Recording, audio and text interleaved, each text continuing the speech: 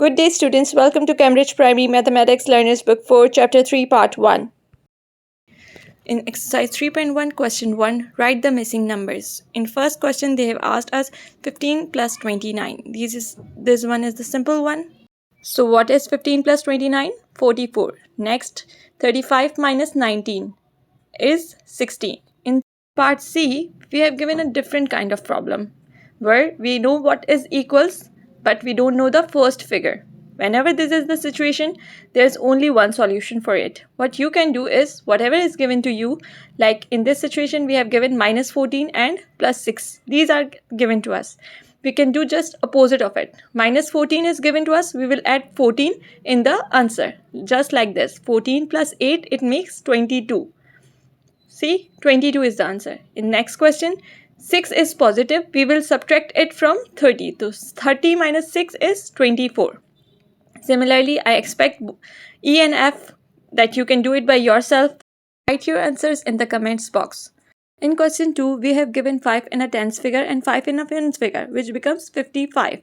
If we subtract 100 minus 55, we got our answer, 45. So we have a place of 5 in the first box and 4 in the second box. And hence we got our both figures. Let's move on next question. We got 1 plus 10 plus something is equals to 100. So we'll just subtract everything from 100. 100 minus 10 minus 1 makes 89. Similarly, 120 minus 57 makes 63.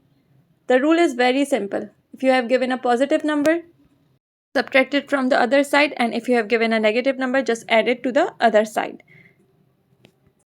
In part C, we have equations on both sides. One is 31 plus 10, which is 41, and other is 50 minus something. So we can easily 50 minus 41 and we got the answer 9. Three of these problems is just to balance both equations. The answer should be the same answer on both sides. Now let's have a look on our next problem. In this problem, we just need to get 1000 on every side. To add the given numbers and subtract it from the 1000, and you will get the remaining numbers.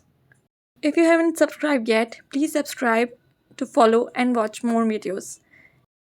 In this problem, we just need to double the number in the square and add triangle. 25 times 2 is 50 and 50 plus 5 is 55. In next question, 25 times 2 is 50, and when we subtract 100 from 50, 50. Thank you for watching. Don't forget to subscribe. Take care.